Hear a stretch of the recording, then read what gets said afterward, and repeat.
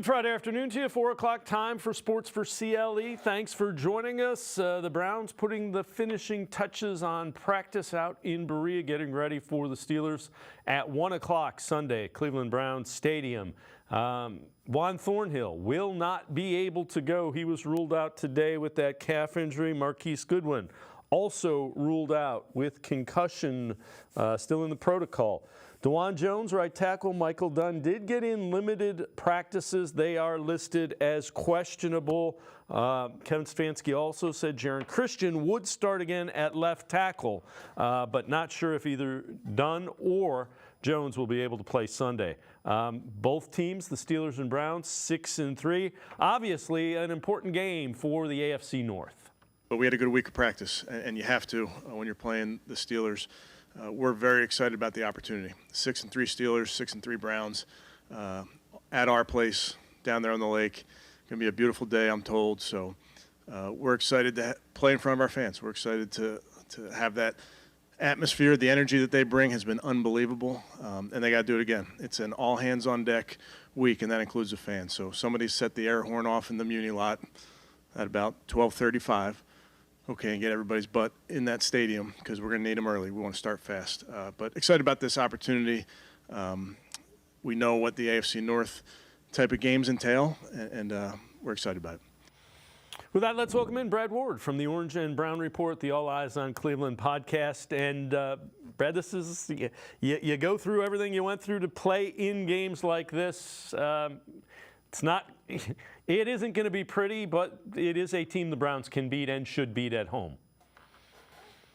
Yeah, they definitely should win. They had won the first time and kind of coughed it up to them. It feels like a game that, despite everything that's happened this week, Dave, it still feels like you don't have to get, and this sounds crazy to say, but I don't think you have to get an amazing performance from Dorian Thompson-Robinson or anything like that to beat the Steelers. You just need to not beat yourself in this game. And it feels like the Steelers have been winning games by just letting other teams kind of beat themselves at times.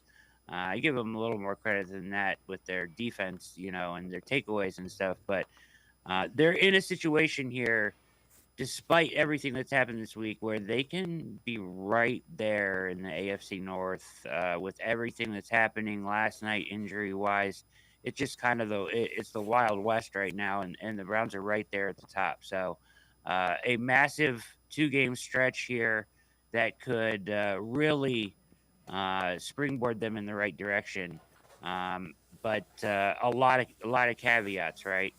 With the starting rookie quarterback and everything that comes with that. Yeah, without question. So let's dive into the quarterback situation. The Browns did work out Joe Flacco today. Kevin Stefanski wouldn't comment on it. You see 18-3 against the Browns, also plays really well at Cleveland Browns Stadium. It's that Joe Flacco. You remember him last time we saw him, Cleveland Browns Stadium, one of the most heartbreaking losses as they came from behind a couple of touchdowns late to win it. Peter King on if he thinks Joe Flacco has anything left. In week 2, 14 months ago. And Flacco beat the Browns 31-30, 4 touchdowns, no interceptions, a passer rating of 110.7. And that was at age 37. All of a sudden, Mike, at age 38, you don't lose all ability to walk, chew gum, and throw a football at the same time. I don't know why Joe Flacco, and I'm not saying he's the savior, but I don't know why a willing to play Joe Flacco is not in the NFL. And Brad, again, no official word on how the workout went or if the Browns are going to sign him. They may bring in other quarterbacks. It's at least intriguing because the mobility isn't there, but there's nothing that he hasn't seen in his time in the NFL, and he's won some big games. He won a Super Bowl. He's won some big games. Yeah, he makes a lot of sense, right? AFC North, he's played in the weather. He understands. He's seen these defenses for years and years and years. He understands the coaches and all the, everything involved in playing in this division. He's 10-1 at Cleveland Brown Stadium. So yeah, it makes a lot of sense. So I think they'll give DTR a shot, but I wouldn't be surprised. I mean, it makes a lot of sense to bring Flacco on board. Even if he has to serve as a backup, he brings a lot of knowledge to the room, and he's there as another option, that you can go to if you don't want to go back to PJ Walker in the DTR experiment doesn't pan out. Yeah, I agree with what Peter King is saying there, though, that in a Stefanski offense, especially, he seems like a really good fit, right? Like Stefanski can scheme stuff open. He can make all the throws. He's an intelligent quarterback. So I like the fit, and he makes a lot of sense. I think they will give DTR his due first, though, and see how that pans out. Well, and you mentioned Dorian Thompson-Robinson will be the starter. If you're questioning why, take a look at some of this data. This is quarterback efficiency after accounting for defenders in the box. It's a chart. Only Zach Wilson and Bryce Young have struggled more than P.J. Walker. Up towards the upper half of that is Deshaun Watson. So again, you kind of, everything is telling you what the naked eye has told you is P.J. Walker won a couple of games as a starting quarterback, but he struggles. Yeah, he would, especially turning over the football, Dave, right? The turnovers have been massive and at critical times too. Now, listen, the kid's got moxie. He's got a lot to him as far as being a gamer. So give him credit there. I mean, I think he had 2 game-winning drives, right? So he's come up big in big spots. But you just can't continue to look to find a sustainable, game theory or game script to win the game with a quarterback that performs at that kind of a level statistically week in, week out, right? Overcoming that every week is incredibly difficult. So you have to look for a different option at this point. DTR got thrown right into the fire in the first Ravens game. I think it makes a lot of sense that they go back to him, give him a full week with starters, reps, and a actual game plan for him, unlike what we saw the first time. Yeah, and I'm with you. I think that last part of it is the most critical part. I think they were asking him to execute a Deshaun Watson game plan, and it be your first start. And there were a lot of things, and I think that's the reason that we saw what we saw. One of our favorites, Brian Baldinger, former offensive lineman, on if the Browns can stay in contention without Deshaun Watson. Rookie quarterbacks have won games in this league. We just saw Aiden O'Connell throw the winning touchdown pass to his rookie Michael Mayer to beat the Jets. We've seen Will Levis win games. Obviously, C.J. Stroud is at the top of everybody's charts. So rookie quarterbacks can win. Now, I think it helps when you talk to Joe Bitonio. Like even last week, without their 2 starting tackles in the game and backups, and one, Jerron Christian, who they just picked up from the bus stop and started him, this is still the second leading rushing football team in the league without Nick Chubb. So you watch Jerome Ford, Kareem Hunt, they're still able to run ball. That helps. And then if you say, okay, Jim Schwartz, we might need a little bit more from you defensively. We might have to gamble a little bit more to try to steal a few more possessions. Jim's got a bag of tricks that he's unloading this year with his talented defense.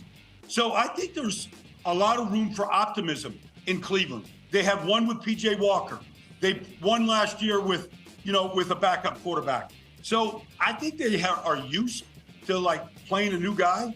And even if you look at DTR in his first game against Baltimore, we'll just look at the interceptions. But I thought when he played, he did play with poise.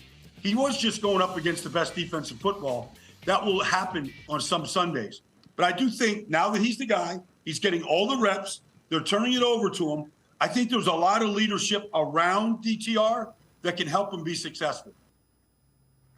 And again, I think that's the reason you haven't heard much about how the Joe Flacco, if you bring him in, he might just be as an insurance policy in case, Dorian Thompson-Robinson gets banged up.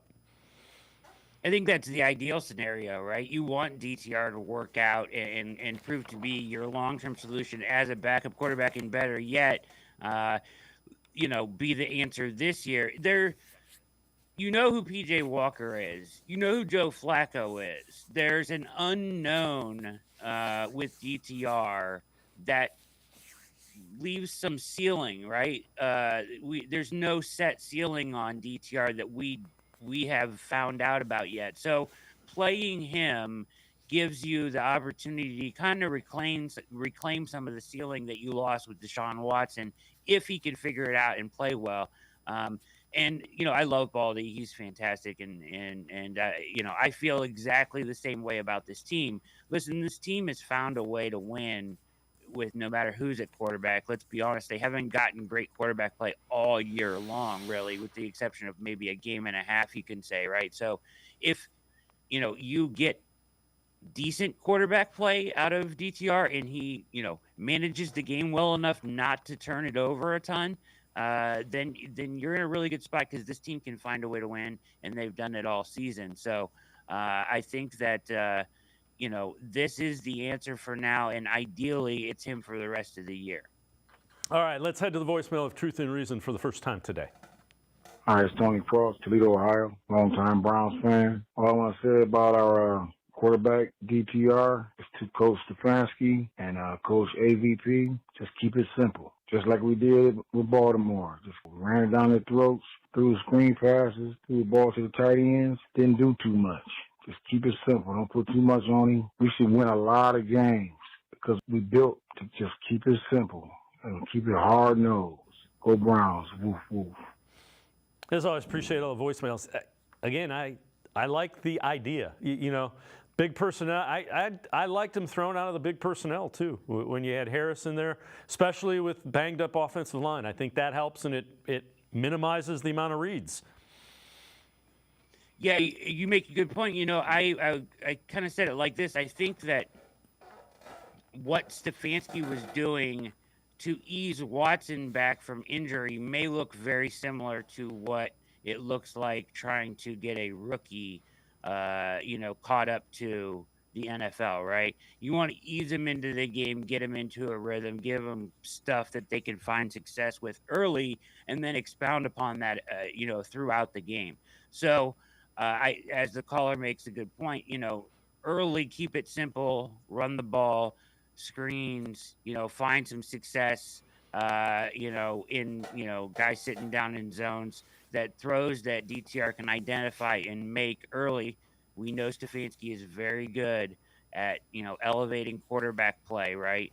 And I think with this week of preparation, them knowing who the Steelers are, it's very possible that they can get him off to a good start. And from there, that's when you hope to see maybe a ceiling that wasn't there before, right? As you move it on from into the second half, and hopefully he gets in a rhythm. But, I'm hopeful, right? I'm very hopeful for DTR's performance, Dave.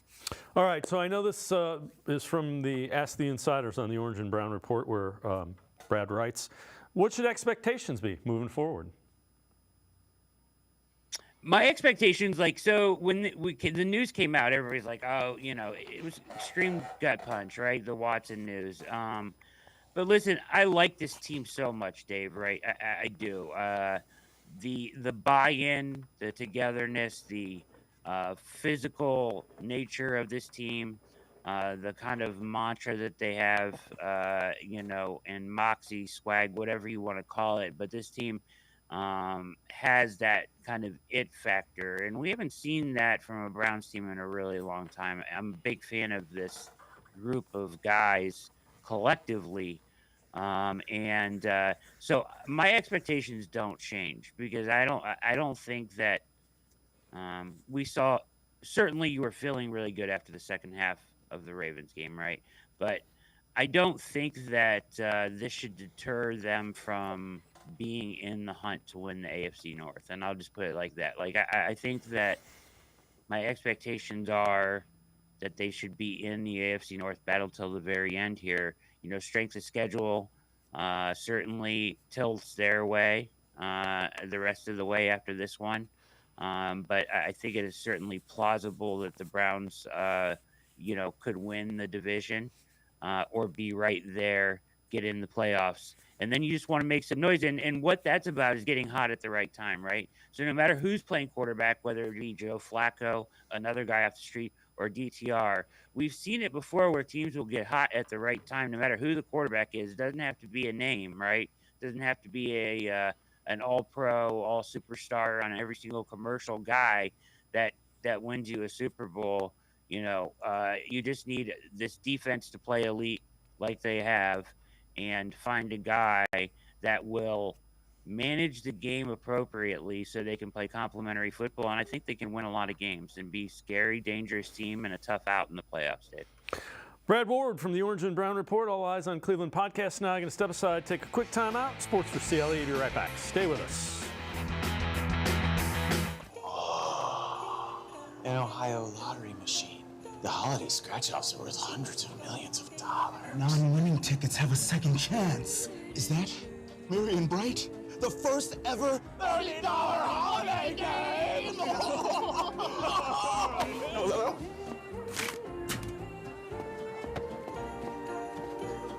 You can get them now? I'm gonna go ask if I can play.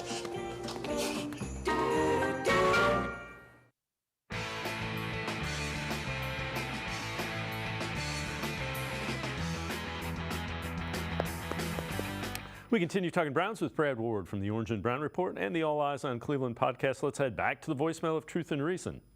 Hi, this is Ernie from Virginia calling. Really love the show. Not that it makes any difference right now, but I'm pretty sure that he probably had that glenoid fracture 4 weeks ago, and it was just not picked up on his MRI, which would explain all the goofy symptoms that he had. In regard to DTR, if he can get this win against Pittsburgh, he's got most of those games that we could win with him, and each game he should gain his confidence and get better. The season's probably not over. Well, we just got to hope that there is improvement with that rookie, and it's going to be a fun ride. Love the show. Talk to you later. Bye. As always, appreciate all the voicemails. Brad, I think the best way we've said, we're not sure exactly what we're going to see from DTR, but it's intriguing at least to find out. 100%. I'm excited to see what we get from DTR, right? Like, he certainly has played a lot of football, and he can make all the throws, and he's athletic, and I think they'll lean into that a little bit with the RPO game, right? And so I'm excited to see what he looks like this Sunday. Certainly thrown into the fire again against a really good defense, so you have to accommodate for that as best as you can in the game plan, especially depending on whether DeJuan Jones plays or not will be a big factor there, as well as how they manage Pittsburgh's pressures, right, and rush. The caller mentions the glenoid fracture. I had interviewed Dr. Jesse Morse again the other night. I think that this injury, Dave, just for the record, was a completely separate one. I actually do believe that. It was so traumatic, according to him, that, the glenoid is like the socket, right? So you break that bone, dislocate the shoulder, and tear through the labrum all in one hit is a rather traumatic injury.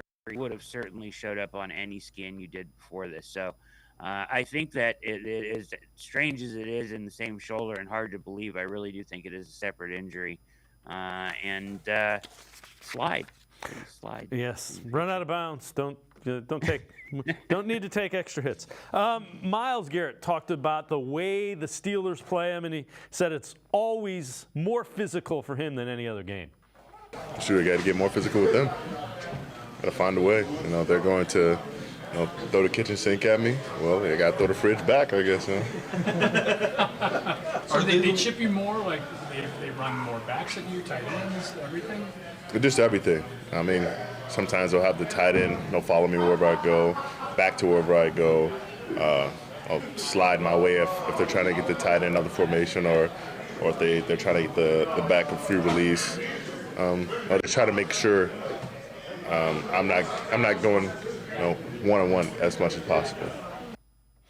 And it was a lot easier before the Browns upgraded their defensive line as extensively as they have. Yeah, last week, incredible performance from that front, as you saw in the second half, Dave. Not so much the first half, the second half, but they just wore down the Ravens' offensive line and made Lamar, extremely ineffective in the fourth quarter because they were just coming in waves at him, right? So I expect, this defense to have a really good game plan in place from Schwartz, of course. But, Miles loves this, right? The Steelers game. This atmosphere is going to be crazy. You can just tell he's loving every minute of it up there in the interview. He smiles, talking about throwing the fridge back at him. So they love this stuff. This team loves this stuff. You want to talk about, something to be, this defense, this offense. They went into Baltimore and out physical probably what most people consider one of the most physical teams in the league, the Ravens, right? That's something you can believe in as a Browns fan, right? That your team is going to go in and inflict a physical punishment defensively and even offensively against any opponent. So, and Miles is loving this season. You can tell he's got that big grin on his face. It's different, right? You get a different feeling around this defense and Miles. Hopefully, he can win Defensive Player of the Year. I think he is worthy and on a good trajectory to potentially win that award.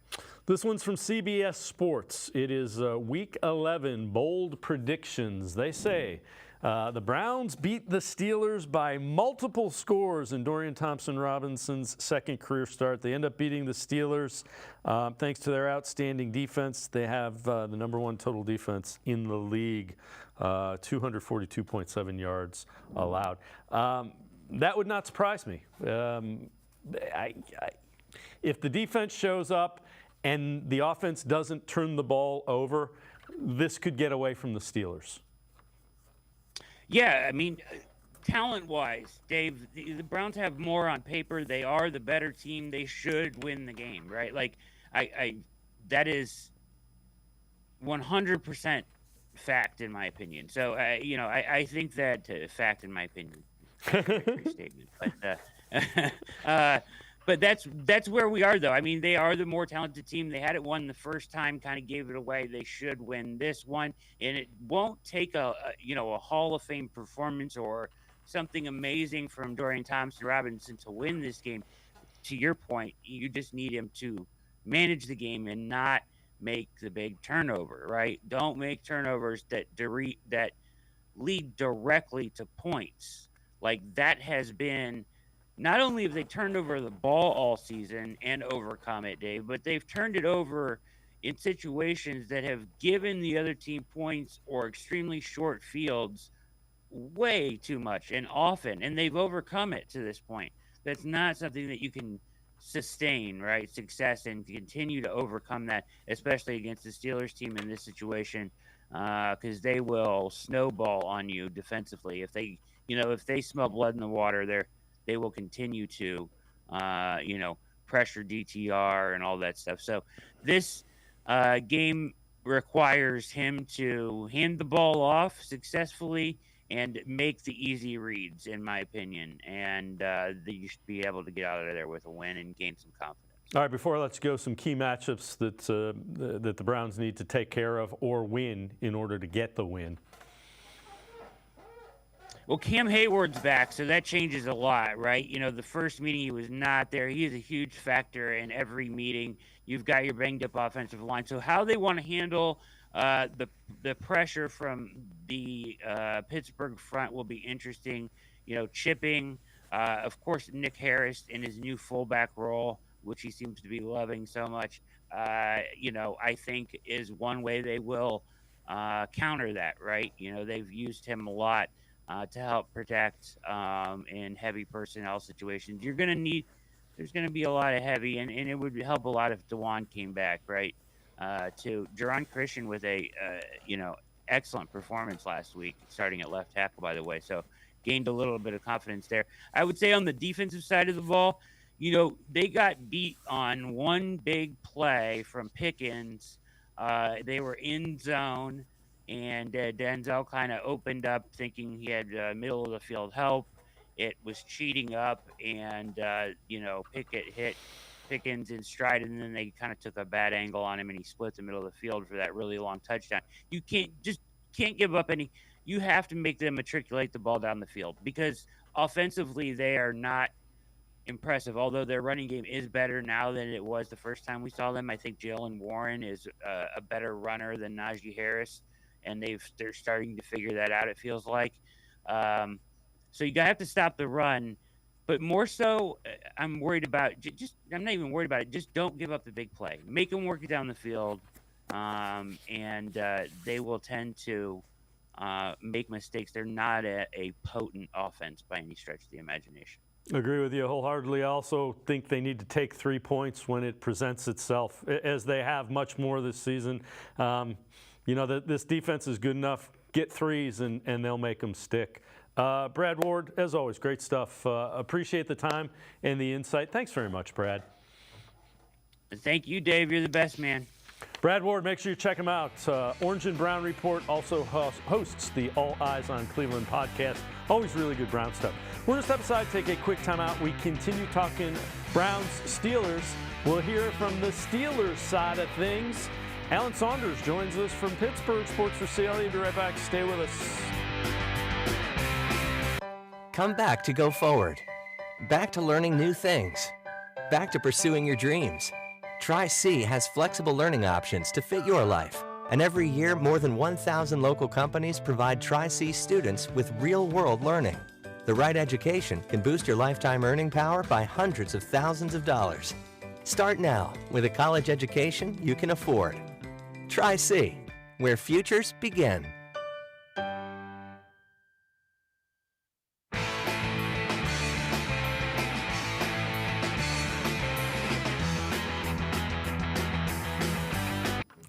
Browns getting ready to host the Steelers Sunday, 1 o'clock, Cleveland Browns Stadium. Let's turn our attention to the Steelers and get the Pittsburgh side of things. Let's welcome in Alan Saunders, Steelers beat reporter for the Steelers, for Steelers Now.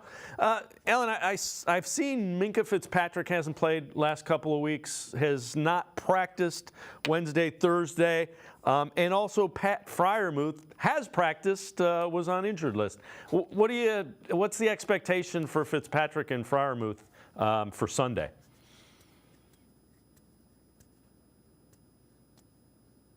I would be very surprised if Minkah Fitzpatrick plays. I would be surprised if Pat Freiermuth doesn't play. I do think you'll see Freiermuth get back from the injured reserve this week.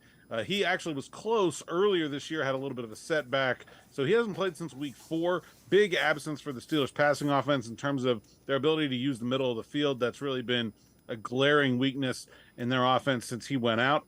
But I don't see Minkah Fitzpatrick coming back, and I'm not sure that Keanu Neal, who was kind of the guy that replaced him in the starting lineup, is going to play in this game either. He has a rib injury, suffered late last week against the Packers. He has yet to practice this week as well. So that could have the Steelers down to their third strong safety. DeMonte KZ will be the other. You look at it, and we've all seen the stats. You mentioned the health of numerous guys. You were missing Cam Hayward against the Browns first time. The Steelers haven't outgained any of their opponents in any of the games. Somehow they're 6-3. They haven't been very healthy. Question is, how are they doing it? They are not turning the ball over, and they are creating takeaways on defense. I think that is how you end up being outgained in 9 straight games and being 6-3. Kenny Pickett has not done a whole lot very well this year, but he has taken care of the football. Is just 5th in turnover-worthy play percentage, according to PFF. And the Steelers are, I believe, tied for second, at least before last night's game, tied for second in fewest giveaways and tied for first in most takeaways and lead the country in takeaway margin. That's how you do it. That's how you get to 6-3 without gaining a lot of yards and while giving up a bunch of yards. You know, the defense is very much a bend but don't break kind of unit. They've given up yardage in every single game, but they've been able to hold teams to field goals and then create those turnovers, especially in big plays. And of course, you all clearly remember exactly the script of that game that went in week 2. That was kind of it. Like 2 big plays by the defense and a whole bunch of not much else. Well, one thing that has changed the last couple of weeks, the Steelers' running game has been really good. What has gotten on track relative to the offense's ability to run the football?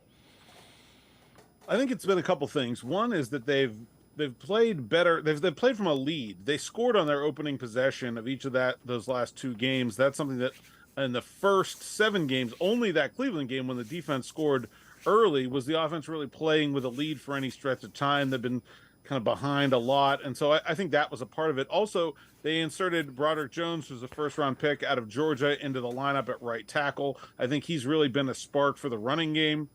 And then I just think they've figured some things out in terms of the split of workload between Najee Harris and Jaylen Warren. They've been right about 50-50 in terms of snaps all year, but they had been running like Warren more in obvious passing downs and Harris more in the obvious running downs. Now it seems like they've got a different mix going where they're just kind of alternating backs and really fitting which plays and play styles work with each guy a little bit more specifically. Seems to be working pretty well. So I think the Steelers should feel pretty good about their running game right now. Passing game is certainly still a work in progress. You mentioned Warren and Najee Harris. Is that they're different styles? I mean, you can't say one's finesse or not because they're both pretty physical. Is it a nice compliment though? Yeah, it's big and physical, and then small and physical. That's the two. There's no finesse about either of them. In fact, Warren is he's as tough as they come, man. Even though he's a little guy, I think the biggest thing is the way they like to run is different. You know, Warren is very comfortable in that sort of modern offense zone scheme, running out of the shotgun. Sometimes it's like on a little bit of a draw or delay where he can really see how things are developing and pick his way through a defense. Najee Harris is very much an old school running back. He likes pulling guards and traps and old fashioned kind of smash mouth football. And I think the Steelers have kind of figured out the differences in those guys and how they're able to use them differently while still splitting time. And that's been a key to what they've unlocked this last couple of weeks. And also having Jones in there, you'll get to see him for the first time in Cleveland. He's a fun offensive lineman to watch. He's very, very athletic. They pull him as a tackle, which not a lot of teams do. And he's really a very good run blocker. Now, we'll see how he handles Myles Garrett and Zadarius Smith. He hasn't had that kind of challenge yet in pass protection, but I think they feel good about him helping the running game.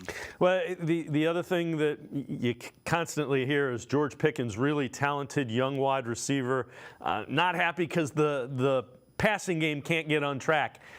How has that been? It doesn't seem like it's a concern at all to Mike Tomlin. How has that been handled? I think it's a concern to Mike Tomlin that his passing game isn't doing very well. I don't think he's concerned about specifically like George Pickens' feelings about it, right? But he wants to have what they have 160 yards passing against Green Bay. Yeah, that's a problem for Mike Tomlin. I think it's a Steelers problem more than it is any one person. They haven't had. They missed Deontay Johnson for a number of weeks. Then Pat Freiermuth hasn't been in. And, really it's been just George Pickens for a lot of the season in terms of, who defenses really have to be worried about in that passing game. That's led to a lot of double teams for him.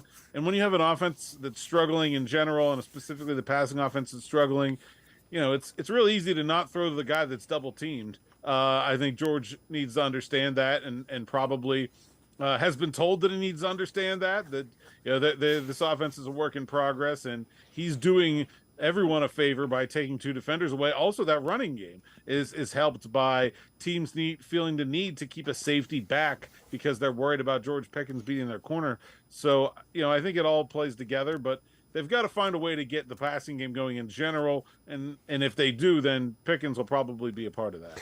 So obviously, Browns going with a rookie quarterback. One start against the Ravens was not a good one. Areas of concern. When the Steelers look at this matchup, what do you think concerns them? I think you have to be concerned about DTR getting free and doing things with his feet. I think they feel good about their ability to, defend the pass. I don't think the Cleveland passing offense, even with Deshaun Watson, would have really terrified them. But I think the elusiveness of the quarterback is still going to be a big part of the defensive game plan here. I don't think he's a guy you want to blitz a whole lot, for example, just because, maybe a typical rookie quarterback with not that much experience, you might try to get him rattled, but I think you got to worry about him getting free and using his athleticism to hurt you. And then, it's the Cleveland Browns. Like, it doesn't matter who the quarterback is. The job is stopping the run. They're banged up at tackle, but they still have probably the best guards in the league. and that you've got to worry about stopping that first, or it doesn't matter what the quarterback does because they can beat you without him. Before I let you go, what do you think the formula for a Steelers win to sweep the series against the Browns? What does it look like? Assuming there might be some weather coming up, we'll see. I think rain is in the forecast. That would be a typical AFC North thing. What do the Steelers need to do to win this one? Somebody asked me for a prediction for this game, and I was like, I think it could be 9-2 either way. Like that feels about right. I think the Steelers. It's really the plan for victory for each team is basically a mirror image, right? It's stop the run the ball, and don't turn the ball over. Like, I think that's really what both teams are going to want to try to do here. Again, with sloppy conditions, and it really could be one of those very classic AFC North games where everybody who played leaves muddy, and the scoreboard leaves relatively unlit. So I think that's what both teams are probably looking forward to, and we'll just see who's able to execute that game plan the best. Alan Saunders, Steelers beat reporter for Steelers Now. As always, appreciate the time and the insight. Thanks very much, Alan. Yeah, thanks for having me. Alan Saunders, always good stuff. We are happy when he joins us as the Browns getting ready to play the Steelers. We're going to step aside, take a quick time out. Other side of the break, Lance Reisland from cleveland.com and the Plain Dealer with a video analysis of some of the things the Browns need to correct from Game 1 against the Steelers. Sports4CLE, we'll be right back. Stay with us. The Ohio Lottery Partners in Education program is dedicated to recognizing exceptional students, teachers, and schools throughout Ohio. Scan the QR code on screen to nominate students and teachers as Academic All-Stars and Teachers of the Month. They must be currently enrolled or teach in grades K through 12. Is your K through 12 school developing students' literacy skills to achieve success in reading? If so, you can nominate your school for the School of the Year. Students can win $100, teachers can win $500, and schools can win $2,500. Scan the QR code, fill out the forms, and nominate deserving students, teachers, and schools today. The Ohio Lottery Partners in Education program takes pride in honoring exceptional students, teachers, and schools across Ohio. Submit your nomination today. It's fun, fast, and free.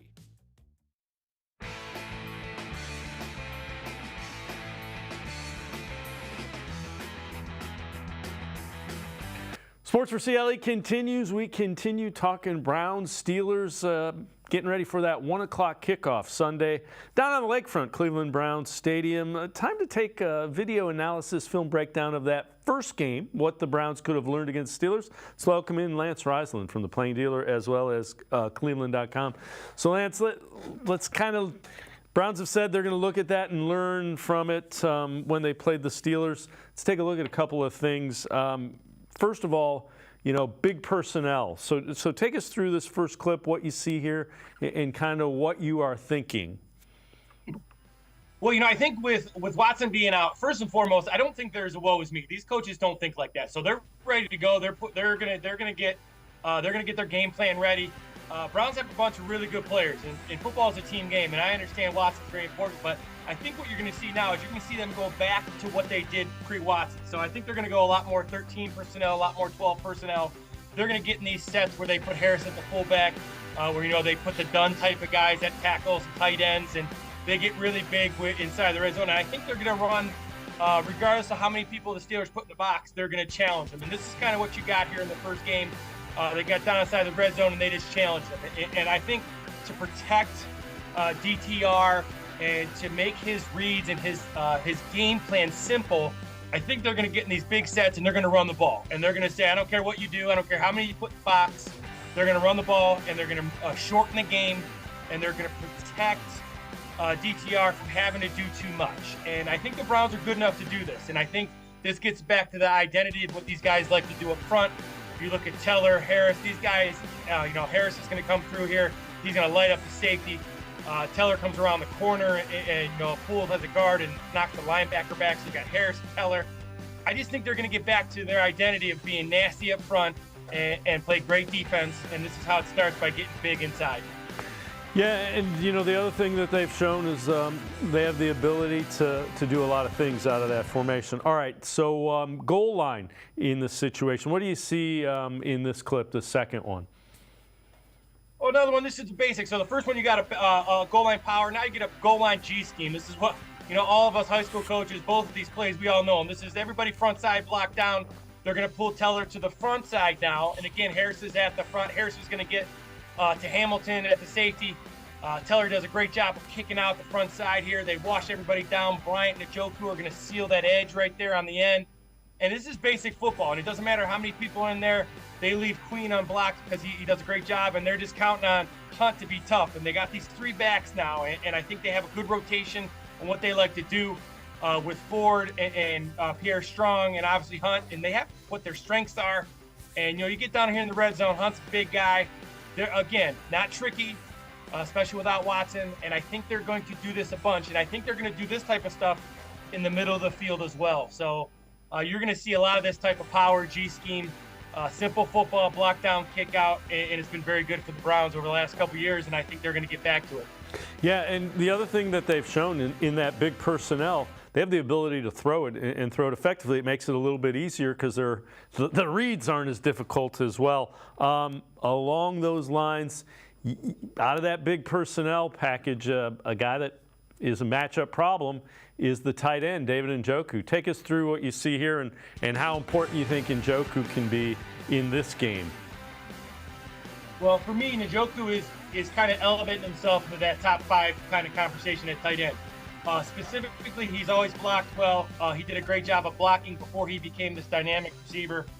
He's about as good run after catch as you're going to get. Now, he doesn't give you a shake and bake like Travis Kelce will, but his ability to get vertical after he catches and run heavy is incredible. Now, a couple things I think this does right here. This is Watson, obviously, but this is a read that DTR can make.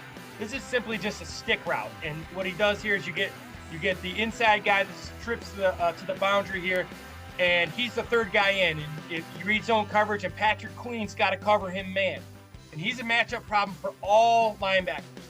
And now with Pittsburgh is actually down linebackers. Holcomb, Quan Alexander, those guys are out. Those guys are at a disadvantage. These backups for the Pittsburgh Steelers are going to be at real disadvantage trying to cover Njoku. It's also a shorter throw for a quarterback, and any short throw, easy read, is very important for DTR to get his motor going, to get his confidence going.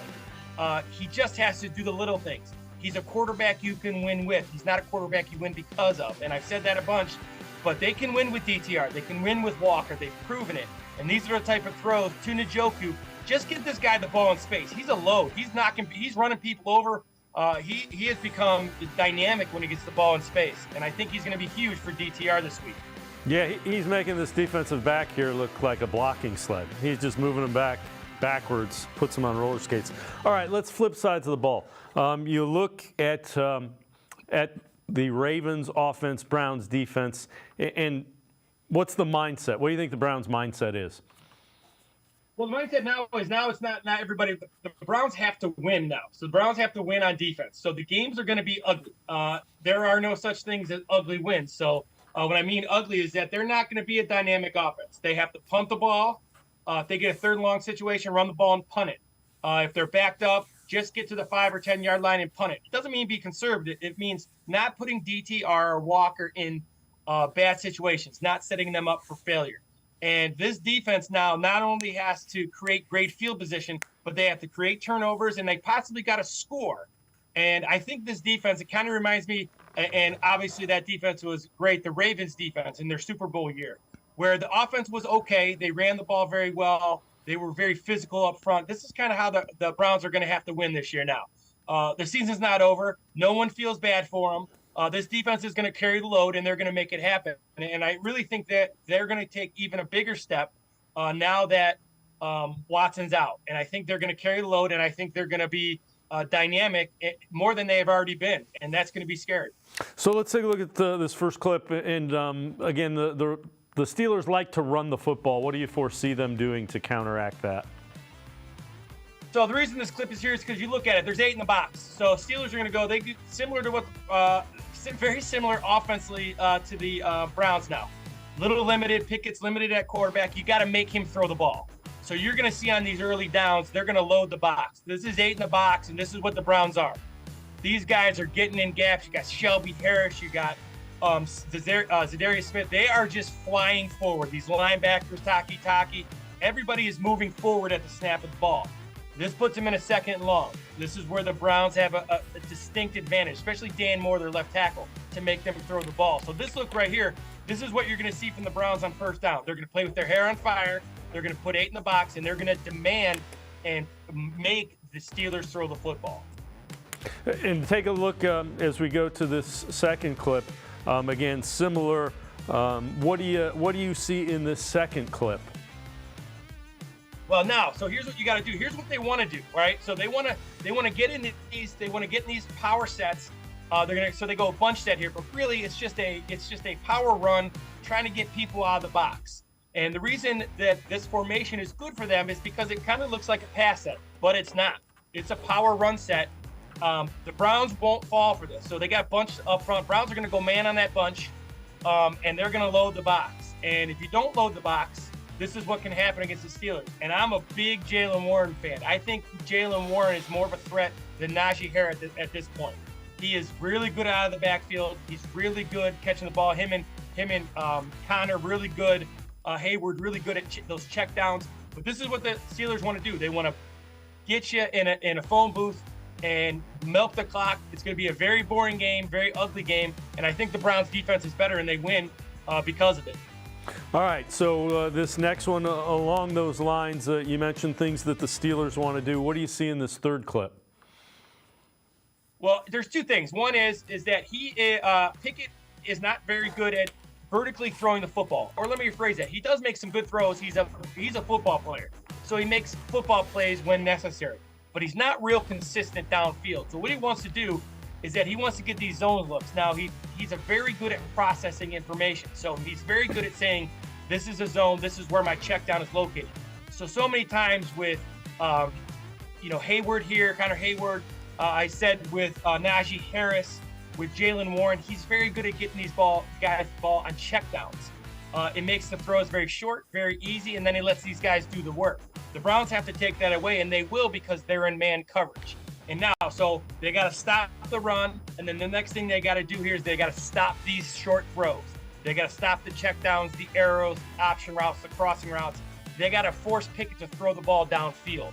That's what he's not real consistent at. All right, so you mentioned stop the run, take away the short passing game. Take us through this next clip, and what do we see here? So this is kind of what the Packers were unable to do. So the Packers they're in an odd front here. They're in a tight front, and you're going to see that if you can get them in these situations, now you win. Now we're in true play action here, and they're saying we're not going to let you run it. We're going to try to take away these short throws, and now they struggle in pass protection. This is Dan Moore. This is him getting beat up top here. I think their left tackle, Moore, is at a real disadvantage against Myles Garrett, Darius Smith, and Obo Okoronkwo. So they have to force the issue. They have to stop the run. They have to say, I don't care what down the distance is, you are not running the ball, and we're not letting you check it down. And you can see the backer up top by the 50. He's covering the back, and they're going to win. And the Browns will win in passing situations because the Steelers are better run blockers than they are pass blockers. All right, our final clip that we look at Steelers relative to some of the things that the Browns can do, and you mentioned it, it's the ability to take away the downfield pass. What do you see in this clip? So again, you're going to see, this is the first thing you're going to see, JOK is going to take away the check down up here, and he's going to actually force Pickett to get the ball downfield. Pickett has good protection here, and he does make some throws. This is what you see a lot out of him, just bad throws, bad timing. He throws the out route okay, but anything over 10 to 15 to 20 yards, he's just real inconsistent with. And I think if the Browns can get it to this point, again, Browns are upfield, they're stopping the run, they're taking away the short passing game, and they're going to make Pickett throw the ball. The Browns need to stay in man coverage. They need to put Ward on Pickett. They need to load the box with 8 guys. They need to take away the checkdowns and then force Pickett to beat them, and I don't think he can. And there you see well underthrown, and the coverage was pretty good by Juan Thornhill as well. Lance Reisland and I are going to step aside, take a quick time out, other side of the break. More video breakdown, film analysis. We'll take a look at some of the things the Browns can do to help out the rookie quarterback, Dorian Thompson-Robinson. Sports4CLE. Be right back. Stay with us.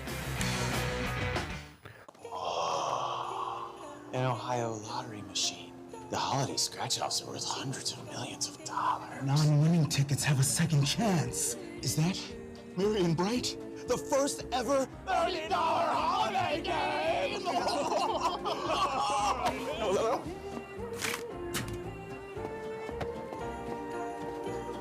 You can get them now? I'm gonna go ask if I can play.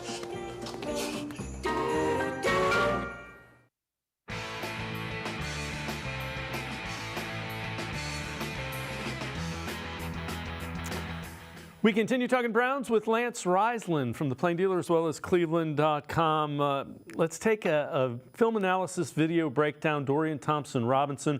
Earlier this week, Lance named the starting quarterback. Really not a surprise.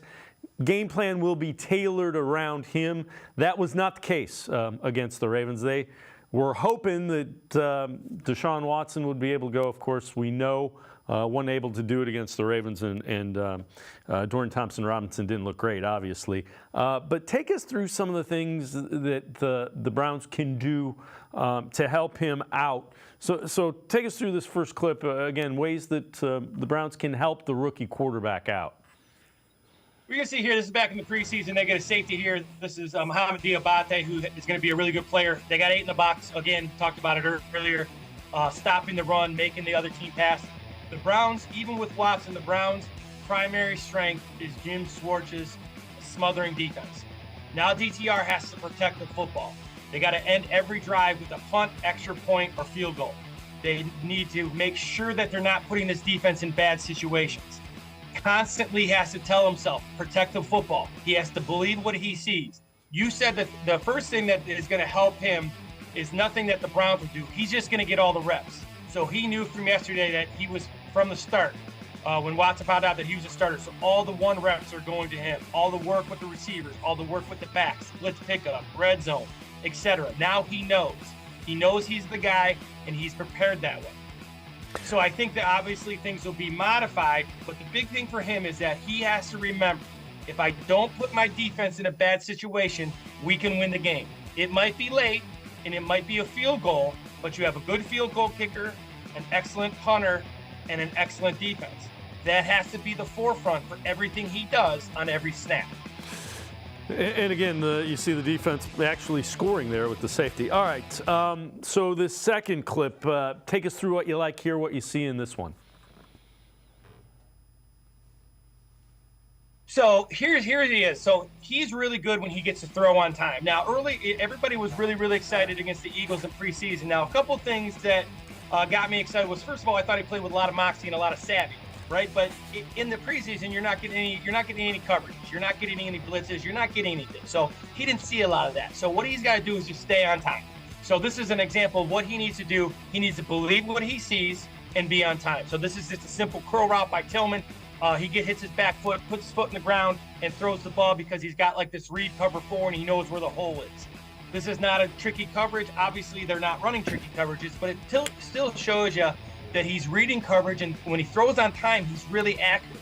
And being a guy who had so many starts at UCLA, he understands coverage. He's just got to play with some confidence and understand what the game plan is, and again, protect the football. Believe what you see. If you don't like it, throw it away. So, again, that was to Cedric Tillman, who's getting increased playing time as well. All right, the other thing that we know, the Steelers are on their backup inside linebackers, both of them banged up. Take us through this next clip, what you see here, and how it can affect and work in the Browns' favor. And this is just a little stick route, little option route, in or out. You know, obviously the Mike backer's in there, so tight end here is going to work out. This is something they'll do with Njoku too. Obviously, these are the backups during preseason, but this is a really common route by Njoku. You can see he rolls to the outside here, and because there's a backer inside, it's just an option route, really short throw. It's nothing spectacular, but what it's going to do is going to put you in a 3rd and 4, 3rd and 3. 3rd and 4 and 3rd and 3, you can run or pass. And again, that puts him in a much better situation of not having to see nickel, not having to see exotic blitzes or exotic coverages because of the Browns' ability to run the ball. So this is what he has to do.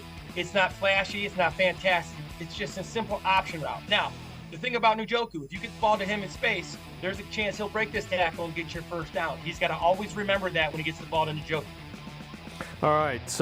Again, hitting the ball to the tight end, something that they'll be in big personnel you would expect to try to help out, blocking as well. All right. Take us through this next clip, what you see here and the importance of it. Okay, so this is a throw that got everybody excited about Watkins, about DTR. Here's what it is. So you have trips to the bottom of the thing. So you have 3 receivers at the bottom of the screen. You got Watkins by himself up top. What you like here is that he understands 2 things. First of all, the corner up top is looking at the receiver. So if a defensive back is looking at the receiver, it's man coverage. The corner at the bottom of the screen is looking at DTR. That tells the quarterback it's zone coverage. Now, they put the 2 safeties in cover 2 to make you think it's cover 2, but it's not. It's cover 6. And what that means is those 2 safeties are going to move over to the trips, and this backside corner is one-on-one. Now, this is not a hard throw. It's just a slant. It's a really good route. But if he thinks it's cover 2, that safety will be in the way. But he knows by pre-snap, with the eyes on the receiver, that it's man. Believe what you see, be confident in your footwork, and deliver the football. And this is what he does here. So this is a coverage that he read. Wasn't a base coverage, and he did a really nice job. So this is what he needs. Again, simple throw, easy throw, put the ball in space, let your guys make some plays, and protect the football. All right. So the other thing that we know about him, Dorian Thompson-Robinson, really good athlete. We did see that. Take us through this next clip, what you see here and the importance. So here's what you're going to see. He did this a bunch in the preseason. Is that when the play breaks down, he's got to think about his feet being the answer. So being a rookie and being in the game is going to be very fast for him. And he's going to face a defense, regardless of who's in there. They have a tradition of being physical. They have a tradition of playing that odd front, multiple coverage. He's got to kind of go 1 to 2 to get out of there. And maybe not always look for the check down. Maybe not always look for the third option, but use his feet and make football plays and make winning football plays. And this is kind of what Kenny Pickett does for the Steelers. If you look at stats, the stats don't matter for Kenny Pickett. And that's kind of what DTR's got to be like. Just make winning plays at winning times. And this is a classic example. He doesn't like what he sees. That's okay. Run. And again, it doesn't hurt if you run and get back to the line of scrimmage and punt it. Because if you flip the field, Bjorkes will flip the field and your defense is on the field. So if you don't like what you see, use your feet. Live to fight another day. Yeah, and that was one thing I was hoping he would do more of in that initial start against the Ravens. I don't know how much you can read into that because the Ravens thing got away from him pretty quickly. You know, the first couple of series, and then it just got away from him. All right, take us through this last clip, why it's important as well. Well, here's it is. So this is just a zone play. This is a touchdown run. It's not a big deal, but you can see make a big block. Now, it's not a killer block, but what he needs to do is that he needs to not think about what the Browns were going into the season. This was going to be Nick Chubb. This is going to be Deshaun Watson. They were going to be in spread. They were going to get the ball all over the field. They were going to be this dynamic offense with this elite defense. Now they're an offense that has to play to their strengths, and their strengths are the defense. Their strengths are their kicking games. They have really good special teams this year and really good defense. So what I mean by this clip is simply make a football play. Get a cutback by Felton here. He gets a key block to get him in the end zone, and it's just a football play. It doesn't show up in the stats. You're building confidence with your teammates. The Browns need to show real early that they have confidence in DTR and what he can do, and DTR needs to show them that he's confident. And these are the type of plays that do that. It doesn't matter if you throw for how many yards. None of that matters for the Browns anymore. What matters for the Browns are W's and L's. And if they play smart and he makes football plays and protects the football, they can win a lot of games. And they can beat a lot of teams that they're supposed to beat. No one cares that Watson's out. No one feels bad for them. Steelers don't feel bad for him. He's got to get ready to go and go win a football game, and I think he will. Yeah, and again, the full week, and you would expect the game plan to be tailored a little bit more to his skill set. I don't think that was the case against the Ravens. Lance Reisland, as always, great stuff. Appreciate the time and the insight. Thanks very much, Lance. As always, thanks for having me.